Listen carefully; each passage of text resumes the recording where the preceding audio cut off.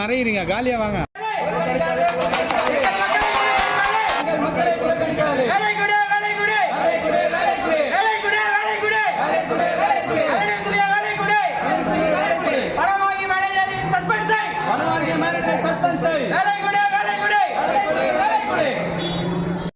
வணக்கம் சார். நாங்கள் கிட்டத்தட்ட இந்த கோயிலில் வந்து ஒரு 80 வருஷமாக தாத்தா அப்பா எங்கள் எல்லாரோட ஃபேமிலி வந்து இந்த கோயிலில் சாமி தூக்கிட்டு இருக்கோம்.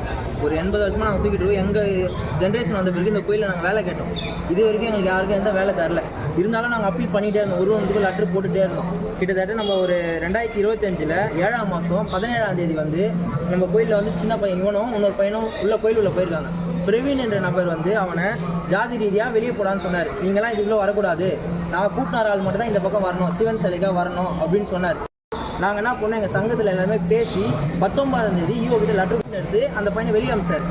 ஒரு 6 மாதம் கழிச்சு பிப்ரவரி 2ஆம் மாதம் 2026 அந்த பையன் திருப்பி கோயில் உள்ள வேலைக்கு வரோம். இப்போ இருக்க ஈவோ கிட்ட போய் நாங்கள் லெட்டர் கொடுத்தா எனக்கு தெரியாது, எதுவும் ஜேசி கிட்ட பேசுங்கன்னாரு.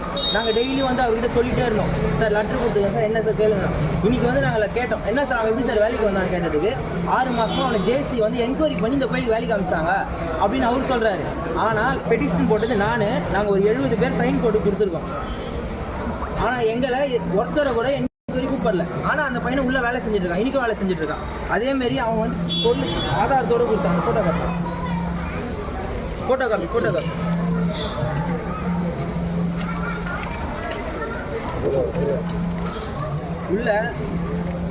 உள்ள இருந்து பொருள் எடுத்துட்டு போறாங்க, வீட்டுக்கு எடுத்துகிட்டு போகிறாங்க. அது என்ன பொருள்ன்ட்டு நாங்கள் அதுக்கும் லெட்டர் போட்டிருக்கோம். அந்த லெட்டரில் அதுவும் மென்ஷன் பண்ணியிருக்கோம்.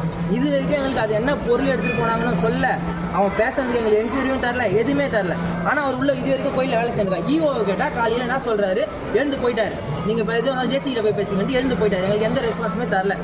அப்போ இத்தனை வருஷமாக இந்த கோயிலுக்காக நாங்கள் உழைக்கிறோம். அவர் என்ன சொல்கிறாரு, இது பொது கோயில், ஊர் கோயில். நாங்கள் ஊர் கோயில் சொல்ல, பொது கோயில் தான், கவர்மெண்ட் கோயில் தான். எங்களுக்கு முன்னுரிமை தரல. நாங்களும் படிச்சிருக்கோம்ல, எங்களுக்கு எல்லாருமே படிச்சிருக்கோம். எங்களுக்கு யாருமே இது வரைக்கும் முன்னுரிமை அவங்க தரல. நாங்கள் அதை கேட்டதுக்கு ஈவோ எங்களுக்கு ரெஸ்பான்ஸ் பண்ணல. அந்த பையனை எந்த அடிப்படையில் வேலைக்கு வச்சாங்கன்னு சொல்லல. ஆனால் ஈவோ வந்து ஒரு சில பேர் இப்போவே வேலையை விட்டு தூக்குறாரு. அதுக்கு மட்டும் அவருக்கு அதிகாரம் இருக்கா? ட்ரஸ்டிக்கு அதிகாரம் இருக்கா? நாங்கள் கொடுத்த லெட்டருக்கு எந்த அதிகாரமும் இல்லையா? கிட்டத்தட்ட ஒரு 20 பேர் இண்டிவிஜுவலாக லெட்டர் கொடுத்துருவோம், 70 பேர் சிங்கிளாக 4 வாட்டி லெட்டர் கொடுத்துருவோம். எங்களுக்கு எந்த அதிகாரமும் இது வரைக்கும் தரல. எங்களை மதிக்க மாட்டுறாங்க. ஈவோ இது வரைக்கும் மதிக்கல. இதுக்கு நாங்கள் கோரிக்கை கேட்டு கவர்மெண்ட்டுக்கிட்டே கேட்குறோம்.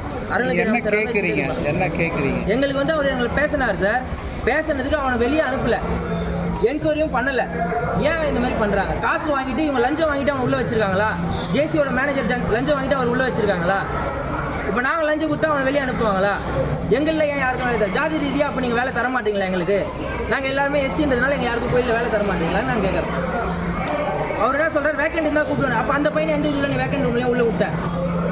நாங்களும் எல்லா கேஸ்ட்டும் நாங்கள் கலந்து தான் இருக்கோம். ஆனால் எங்களுக்கு யாருமே லோக்கலில் தர மாட்டீங்களே, ஏன் வெளியே இருந்து கூப்பிட்டாருங்க?